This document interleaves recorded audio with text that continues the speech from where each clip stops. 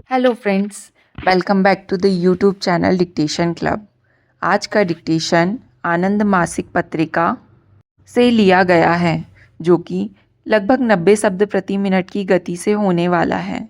अगर आपको इसकी पीडीएफ अलग से चाहिए तो नीचे डिस्क्रिप्शन बॉक्स से आप टेलीग्राम ज्वाइन कर सकते हैं।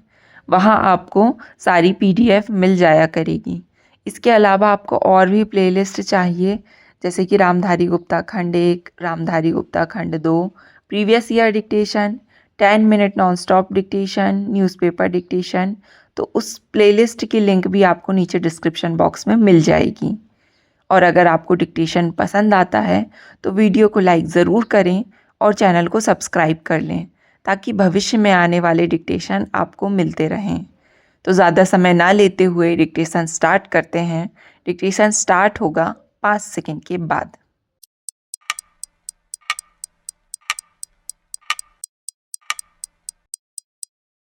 स्टार्ट। महोदय, कोंकण रेलवे परियोजना, जिसके बारे में हमने पहले बहुत कुछ सुन रखा है, वास्तव में बिना सरकारी बजटीय सहायता के राष्ट्र के पुनर्निर्माण का सफलतम प्रयोग है। मैं कहना चाहता हूँ कि यह उत्साहवर्धक और लीक से हटकर प्रयोग है।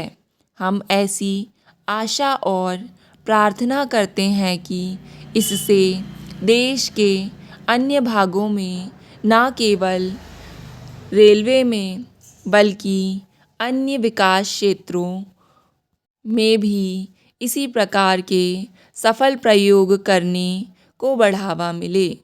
एक कार्य के लिए इतने अधिक लोगों की भागीदारी के बारे में सामान्य परिस्थितियों में सोचा भी नहीं जा सकता। यदि मेरा हिसाब सही है तो 4 राज्य सरकारें, 3 रेल मंत्री, वित्त मंत्री तथा 2 राजनीतिक दल इस एक रेल लाइन के कार्य से जुड़े रहे हैं, जो किसी एक दल की नहीं है और दलगत भावनाओं से ऊपर है। इसलिए मैं इसे राष्ट्रीय पुनर्निर्माण का काम कहता हूँ। कभी कभी मुझे आश्चर्य होता है कि हम झगड़ते किस बात पर हैं। इस रेलवे लाइन का श्रेय किसे जाता है? किसी एक को नहीं, इसका श्रेय सभी को है। इसे हम राष्ट्रीय प्रयास का एक उदाहरण माने। हमारा देश गरीब और पिछड़ा हुआ देश है। हम केवल सरकार पर निर्भर नहीं रह सकते, क्योंकि पिछड़े हुए देश की सरकार भी निर्धन होती है। इसे अपने संसाधनों को थोड़ा थोड़ा करके उपयोग करना होता है, क्योंकि हम एक परियोजना समाप्त होने तक दूसरी परियोजना के लिए प्रतीक्षा नहीं कर सकते। हमारा देश अत्यंत विशाल है और हमें सभी क्षेत्रों की मांगों पर एक साथ ध्यान देना है। अधिकांश लोग ऐसा कहते हैं और उनका कहना सही भी है कि हमारे संसाधनों का इस्तेमाल इतने विशाल क्षेत्र में और प्रत्येक क्षेत्र में बहुत अल्प मात्रा में होता है, जिसके कारण अत्यंत विलंब और अपव्यय होता है। किंतु हमारे पास और कोई विकल्प नहीं है। मेरे लिए पश्चिम बंगाल या असम की आवश्यकताओं का भी उतना ही महत्व है जितना कि महाराष्ट्र, पंजाब अथवा कश्मीर की मांगों का। अतः जो कुछ उपलब्ध है उसे ही बांटना होगा। मैं धन इकट्ठा करने की पूरी कोशिश करता हूँ, किंतु इतना ही पर्याप्त नहीं है। हमारी आवश्यकताएं बढ़ रही हैं, हमारे आग्रह बढ़ रहे हैं और मेरे विचार से इस स्थिति से उबरने का एक ही मार्ग है कि लोग अपनी छोटी छोटी बचत से, अपनी कम आय से भी कुछ पैसा निकाल कर अलग रखें। चाहे आप उसे अपनी सहायता के नाम पर रखें या अपनी आत्मनिर्भरता के लिए। यही बात इस परियोजना पर भी लागू होती है।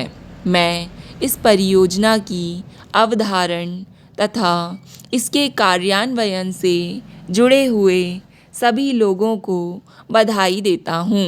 मैं आशा करता हूँ कि यह काम द्वितीय चरण में भी चलता रहेगा और जो भी कठिनाइयाँ आज हमारे सामने दिखाई पड़ रही हैं वे दूर हो जाएंगी। मुझसे कहा गया है कि यह काम करने के लिए केंद्रीय सरकार को अपना फॉर्मूला बदलना होगा। मैं फॉर्मूले बदलने को तैयार हूँ। महोदय, केवल मुझसे धन की मांग ना करें, क्योंकि वह हमारे पास है ही नहीं। अतः आपको और कोई भी छूट चाहिए, कोई नियम बदलने हों अथवा कोई परिवर्तन करना हो, मैं करने को तैयार हूँ, क्योंकि नियम तो हम ही बनाते हैं और उन्हें हमारी प्रगति के आड़े नहीं आने दिया जाएगा। वित्त मंत्री बहुत ही कुशल और अत्यंत नरम एवं उदार हृदय के व्यक्ति हैं। उन्होंने एक उदार एवं विकासोन्मुखी बजट प्रस्तुत किया है, क्योंकि जो कुछ लोगों के पास है उसे निचोड़ना नहीं चाहते। यदि हम ऐसा नहीं करेंगे तो वे इस प्रकार की परियोजना के लिए अपनी बचत लगाने के लिए राज़ी हो जाएंगे, जिसमें अन्यथा हमें आवश्यक धन की व्यवस्था करनी पड़ती। अतः जनता को उत्साह दिलाने, आत्मनिर्भरता की भावना जगाने के अतिरिक्त धन की व्यवस्था करने का यह अत्यंत उत्तम विकल्प है। यही हमारी सबसे बड़ी पूंजी है। मैं आपको आश्वासन देना चाहता हूँ कि हमारे देश में जहाँ भी पिछड़े हुए क्षेत्र हैं वहाँ हम सबसे पहले ध्यान देंगे। उदाहरण के लिए वर्तमान पंचवर्षीय योजना में 30,000 करोड़ रुपए की बड़ी धनराशि की व्यवस्था ग्रामीण विकास के लिए की गई है। हमने अपनी अर्थव्यवस्था को उदार बनाया है, इसलिए हम बहुत सी परियोजनाओं के लिए धन दे पा रहे हैं, अन्यथा यह सोचा भी नहीं जा सकता था। मेरे विचार में निकट भविष्य में सरकारी स्रोतों के अतिरिक्त अन्य स्रोतों से यह काम अधिक संभव होगा। सरकारी स्रोत अब समाप्त हो चुके हैं।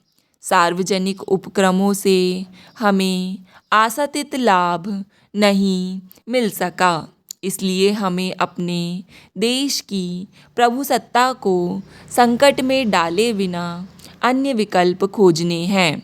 जो भी देश के लिए अच्छा होगा, हम निर्भर होकर निश्चित रूप से वही काम करेंगे, किंतु देश के बाहर से हमें कोई कुछ करने या ना करने का आदेश नहीं दे पाएगा। यह मेरी राष्ट्र के प्रति वचनबद्धता है। यह क्षेत्र इस राष्ट्र के सबसे व्यस्त औद्योगिक क्षेत्रों में से एक बनेगा। खुशहाली में देश के किसी भी अन्य क्षेत्र का मुकाबला करेगा और आर्थिक प्रगति लाने वाला देश का गौरव बन सकेगा। आइए हम सब मिलकर ऐसा ही करें। चाहे कोई भी राजनीतिक दल हो अथवा कोई अन्य विचार हो, हमें इस रास्ते से नहीं हटना चाहिए। हमें अपने देश को अव्यवस्था से, खंड खंड होने से, विघटनकारी प्रवृत्तियों से और सबसे महत्वपूर्ण बात है जनता की श्रेष्ठ भावनाओं को निकृष्ट कार्यों के लिए भड़काए जाने से बचना है।